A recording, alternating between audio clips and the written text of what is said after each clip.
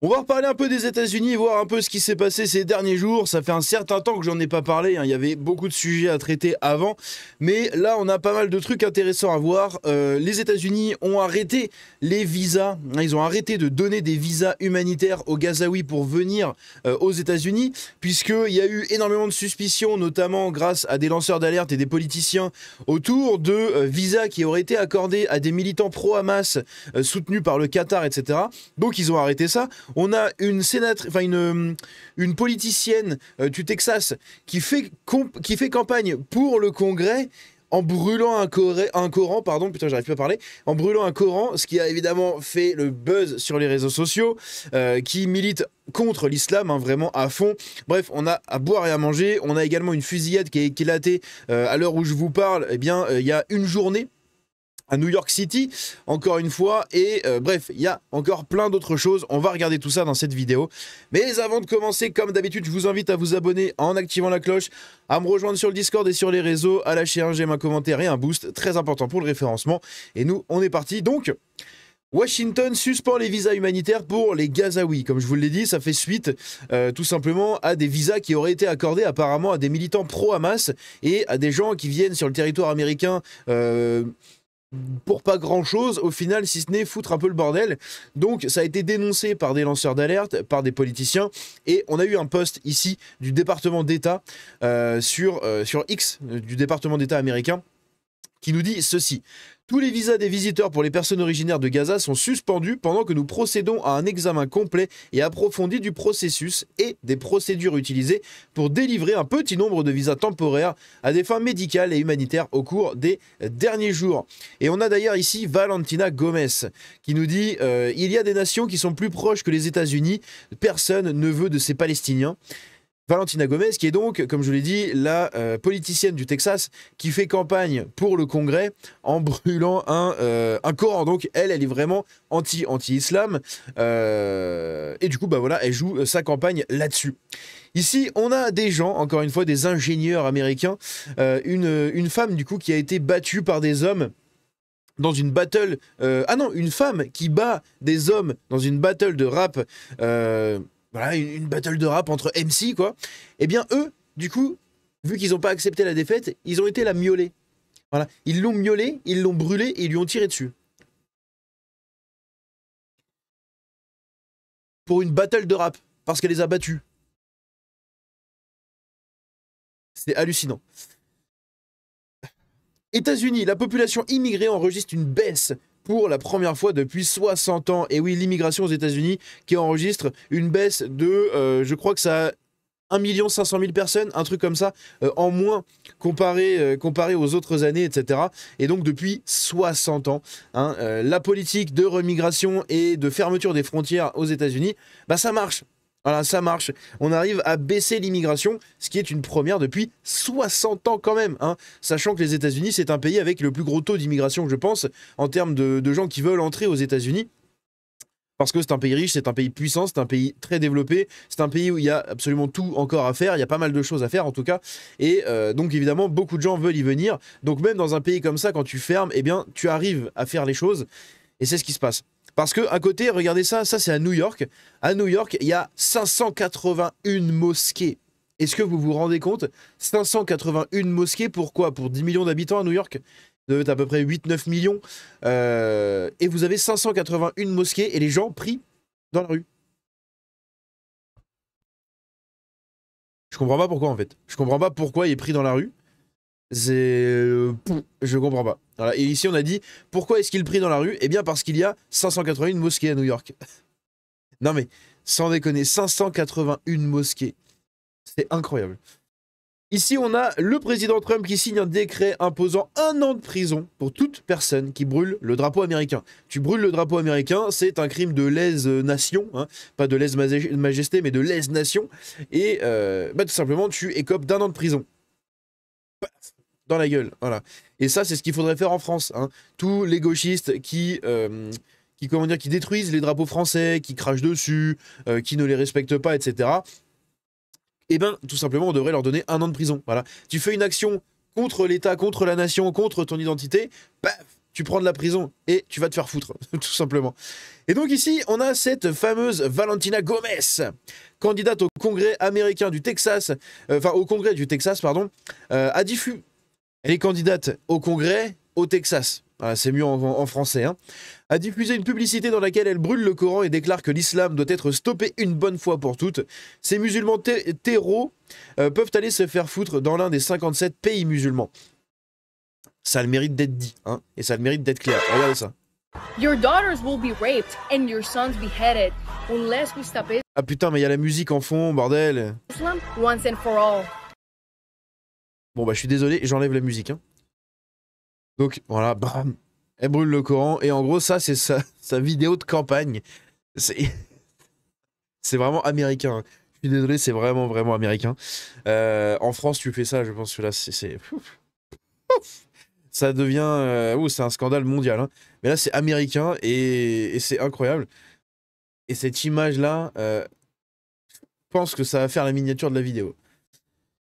Ici, on a Trump qui déclare « Dans tous les pays, il brûle des drapeaux. Dans le monde entier, il brûle le drapeau américain. Si vous brûlez un drapeau, vous êtes passible d'1 an de prison. Pas de sortie anticipée, rien. Vous écopez d'1 an de prison. » Et voilà, ça a le mérite d'être clair encore une fois, et c'est très important. C'est patriotique, c'est pour le respect de ton drapeau, de ton pays, de ta nation. Ici, on a une grosse tempête de sable, hein, gigantesque. Tout simplement, il y a 60 000 personnes, en tout cas, là, c'était le 26 août, hein, il y avait 60 000 personnes qui n'avaient plus d'électricité et tous les vols, du coup, dans les aéroports ont été arrêtés. Il y a des gens qui sont coincés dans les avions. Il y a des images après où les gens sont dans l'avion et t'as la tempête de sable qui arrive. C'est impressionnant. Hein. Cette tempête de sable, regardez ça.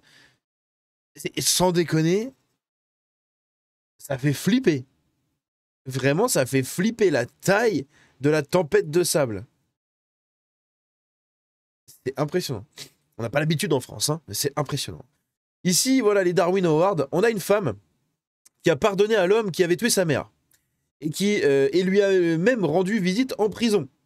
À sa libération, elle lui a offert un emploi dans la maison où il avait commis le meurtre. Il l'a finalement tué au même endroit. Voilà, donc un mec tue une femme. Il va en prison. La fille de cette femme va lui rendre visite. Elle lui offre un emploi. Elle le pardonne. Elle l'emmène dans sa maison et il la bute. À un moment, il faut arrêter d'être con, les gauchistes. Hein. Les gauchistes ou juste les universalistes, humanitaires, je sais pas quoi, 2.0. Hein. L'universalisme, c'est très bien, mais le vivre ensemble, ça fonctionne pas avec tout le monde. Hein. Et voilà, la preuve. Ici, on a Trump qui s'oppose au DSA. Trump envisage une interdiction d'entrée aux États-Unis d'Amérique pour les responsables de l'Union européenne liés au DSA, le Digital Service Act. Vous savez, ce truc de censure des réseaux, etc., notamment promu par Thierry Breton et compagnie. Des nouveaux tarifs douaniers contre les pays adoptant les lois numériques jugées discriminatoires envers les Américains. Donc, vraiment, Trump, il va et pose ses couilles. Voilà, il pose ses couilles, et comme personne n'a les couilles en face... Hein, à part 2-3 présidents dans le monde, bah l'Europe, hein, de toute façon, il va faire prout et puis basta. Ici, on a un accord qui a été négocié avec l'Ouganda. Voilà, l'Ouganda, juste ici, qui a été négocié du coup avec les États-Unis, qui devient donc le 3e pays africain à accepter de récupérer les immigrés clandestins des États-Unis. Après le Soudan du Sud et le Rwanda. Voilà, donc, comme je l'ai dit, Trump, il pose ses burnes, et voilà. Nous, en France, quand on veut renvoyer un Algérien qui fait de la merde depuis des années en France, quand on veut le renvoyer en Algérie, l'Algérie nous dit non, et il revient en France. Et puis du coup, on le garde, et puis il fait de la merde, et il va passer dans les faits divers, il ira en prison peut-être, et puis après, il fera encore n'importe quoi, et pendant ce temps-là, on lui donne un RSA, on lui donne un truc. Voilà. Alors que Macron irait poser ses mini-couilles, là, bon, il en a plus, mais bon, voilà, hein, il irait poser ses mini-balls, paf, sur la table comme ça des négociations en Algérie, en mode non, je te renvoie un immigré, tu le prends en fait. Il est algérien, il n'est pas français, tu le reprends. Et si tu le reprends pas, de toute façon, je viendrai avec un avion et je te le largue au-dessus de ton pays. Il faudrait faire ça. Mais bon, voilà, le Micron n'a plus de balls, n'a plus de Pokéball. Nous ne laisserons plus ces fous déchirer l'Amérique. Donald Trump demande que Soros et son fils soient jugés pour leur soutien aux manifestations violentes aux États-Unis, notamment ce qui s'était passé avec l'ICE à Los Angeles. D'ailleurs, il y a encore des exactions autour de l'ICE et des émeutes qui sont déclenchées à Portland, donc dans le nord-ouest des États-Unis. Contre justement cette immigration, enfin contre les polices qui veut expulser les immigrés clandestins, etc. Et ici, voilà, il cible Soros et son fils qui est tout aussi baisé que son père, hein, littéralement. Les deux ici sont des dangers publics, des dangers même mondiaux, hein, des dangers publics mondiaux. Ça devrait être vous savez, il y a l'ennemi public numéro 1, et bien eux, ça devrait être... ils devraient faire partie en tout cas des ennemis mondiaux numéro 1, hein, tout simplement, pour les dégâts qu'ils ont causés dans toutes les manifestations, les dégâts aux États-Unis, les Black Lives Matter et toutes ces conneries-là qui sont financées du coup par l'Open Society de Soros et du coup après de son fils. Hein, qui son fils, il est, comme je vous l'ai dit, totalement timbré comme son père. Et il va reprendre le fourreau. Il va reprendre le flambeau. Il va reprendre le flambeau. Voilà. Ici, comme je vous l'ai dit, des images de cette tempête de sable assez énorme, filmée d'un avion. Regardez ça. C'est impressionnant. Hein. C'est impressionnant, la taille du nuage. C'est ouf. Ici, on a des pays européens, hein, notamment le Danemark, la Norvège et les Pays-Bas, qui vont, pour l'Ukraine, acheter des missiles sol-air, pardon, ou... Ah non, des missiles... Ah oui, c'est des missiles... ok, des missiles de croisière, là. Putain, je sais plus comment on appelle ça, là. La prouvette des missiles de croisière et RAM à l'Ukraine pour un montant de 825 millions de dollars. Et donc on a le Danemark, la Norvège et les Pays-Bas qui se sont portés garants et qui sont d'accord de fournir à l'Ukraine l'argent nécessaire pour acheter 825 millions de dollars de missiles de croisière. Voilà, c'est génial. Le pillage de l'Europe sous prétexte de vente d'armes continue, hein, ça fait plaisir à voir. Bravo au Danemark, à la Norvège et aux Pays-Bas, hein, magnifique. Ici, donc on a cette fameuse fusillade qu'il y a eu du coup pour le West Indian American Day Parade à New York City. Donc le West Indian, c'est pour... Merde, comment on peut traduire ça? Attendez, comment ils traduisent ça? Attendez, sinon je vais demander à ChatGPT directement. Putain, j'arriverai pas à le traduire, mais vous savez, c'est cette parade pour les populations... merde, attendez, hop. C'est quoi le West Indian American Day Parade? J'arrive pas à écrire, c'est pas grave. Blablabla, le Labor Day est un défilé culturel qui a lieu chaque année à Brooklyn. Blablabla. C'est l'un des plus grands défilés de rue aux États-Unis, attirant, blabla. Il célèbre la culture caribéenne. Voilà, les Antilles. Voilà, putain, ça vient de me revenir. C'est les Antilles. Voilà. C'est en gros pour les Antilles américaines. Hein, voilà, c'est les West Indians, hein. Écoutez, comment on peut Voilà, et la diaspora des Antilles, voilà, c'est ça. Trinidad et Tobago, Jamaïque, Haïti, Barbade, Grenade, Dominique, etc., etc., etc. Donc majoritairement les communautés noires, en tout cas afro-américaines. Et il y a eu une fusillade, malheureusement. Il y a eu 2 personnes qui ont été touchées. Les suspects sont armés et sont recherchés. On les a pas trouvés. Et juste ici, on apprend qu'en fait, il y a eu 6 tirs. 6 personnes abattues, voilà. 6 personnes abattues et plusieurs poignardées lors du défilé du coup de la journée des Antillais d'Amérique, voilà, qui célèbre du coup cette culture-là. Donc comment on appelle ça? Pas une shooterie, mais putain, une fusillade. Voilà, c'est une fusillade, mais je cherchais l'autre mot, c'est pas grave. C'est une fusillade, des gens qui ont tiré un peu dans la foule, qui ont poignardé des autres. Il y a eu des comment on appelle ça? Des combats, des altercations, des conflits. Et ici, du coup, c'est par rapport aux Antifa contre l'ICE, hein, donc les unités policières contre l'immigration, etc., qui vont chercher les clandestins pour les renvoyer dans leur pays. Eh bien, à Portland, ici, on a des combats encore qui ont pété, toujours pareil, entre les Antifa et la police, un peu comme ce qu'on avait vu à Los Angeles, bien moins gros évidemment, puisque je pense que la population à Portland est bien moins constituée d'immigrés que Los Angeles, et puis je pense que là le dispositif policier il est formé, hein. Maintenant je pense qu'ils sont rodés, hein, depuis ce qui s'est passé à Los Angeles, mais voilà, c'est assez triste de voir que ça reprend encore une fois. Tous ces putains d'antifa, d'extrême gauchistes, voilà, et tous ces gens-là qui sont soutenus indirectement ou directement par George Soros, hein, justement, Bah voilà, on les retrouve ici. Bref, n'hésitez pas à me dire ce que vous en pensez de cette vidéo-là.